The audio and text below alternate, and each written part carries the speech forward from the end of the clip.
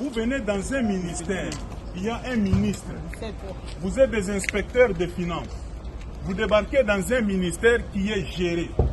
La première des choses à faire, c'est se présenter chez le ministre, lui présenter ne serait-ce que l'ordre de mission qui vous envoie dans ce ministère. Que je sois ne serait-ce qu'informé que les inspecteurs des finances sont là, ils veulent faire... On va filmer, monsieur, on va filmer. Suivez-moi. On va filmer. On vous donne l'ordre de mission, vous venez vous présenter au ministre avant le travail. Est-ce que vous l'avez fait? Comment vous pouvez vous comporter plus qu'un parquet? L'inspection des finances n'est pas au-dessus de la loi. Quand vous venez, j'apprends que vous venez chez le comptable, vous l'avez ravi 1000 $. Les inspecteurs des finances arrivent pour ravir un comptable 1000 $. Vous allez avec ça où? Vous lui ravissez tous ses effets personnels. Vous êtes tombé aussi en infraction et ça c'est du banditisme. Et ça, moi je ne peux pas accepter. Quand vous arrivez, le ministère est géré par un responsable, vous présentez l'ordre de mission, on vous oriente, vous allez faire votre travail. Ici il n'y a pas de voleurs, messieurs. Que ce soit les enseignants fictifs, les écoles, tout est en ligne. Alors quand vous venez, sauf si vous avez une autre intention, et je suis informé, là on vous a utilisé, je vous dis mes chers frères, vous êtes en train d'exécuter une sale besogne. Mais ce que je n'ai pas apprécié, c'est ça. En tant que ministre, je suis au bureau, vous débarquez, vous commencez à saisir des choses, vous ravissez. Quel est le mandat du parquet qui vous permet de ravir à quelqu'un 1000 $? Est-ce que Jules Alinguet vous a demandé d'aller ravir un comptable 1000 $ à main? Si vous avez besoin d'argent, demandez. Les effets personnels, vous confisquez.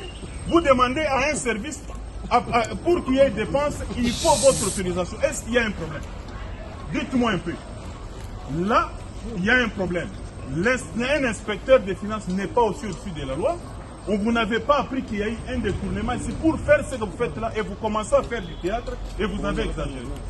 Je crois que là, la justice va s'occuper de nous tous et vous avez exagéré. Commencez par remettre les 1000 $ que vous avez ravis à un agent de l'EPT ici. Si on vous a envoyé dans la mission, moi je ne suis pas informé, vous ne m'avez pas vu, donc je ne représente rien pour vous à l'inspection des finances et ça c'est de la mauvaise foi. Commencez par remettre les 1000 $ que vous avez pris chez un agent et là je vais aussi appeler la justice. Ça va se passer comme ça. Et ça je ne peux pas trouver. Et les chéquiers du comptable, ils ont eu même les chéquiers. Vous allez parler comment, monsieur? Est-ce que vous savez qu'il y a un ministre à la tête du ministère de l'EPT? Lui nous dit qu'il dépend de la présidence. Je ne suis pas votre ami. Suivez-moi, monsieur. Suivez-moi, monsieur. J'ai dit ici, le parquet va vous prendre aussi. Vous n'êtes pas au-dessus de la loi. Oui. Vous avez ravi des effets personnels des gens et ce n'est pas normal. Vous n'êtes pas au-dessus de la loi. Et là, vous êtes venu créer des problèmes dans un ministère où il n'y en a pas. Et je suis informé, on vous a envoyé. Je suis désolé. Le parquet va aussi vous entendre. À quel titre et sur base de quoi vous avez ravi des effets personnels à quelqu'un. Et c'est un cas de flagrance. Hein. Tous nous allons partir avec vous. Quand il dit nous sommes des fonctionnaires, vous entrez dans un bureau comptable sans que vous puissiez passer aux autorités hiérarchiques du ministère. Ça c'est faux. Quel fonctionnaire que vous êtes? C'est la première fois. Hein? C'est la première fois. Vous croyez que c'est vous-même qui faites des missions?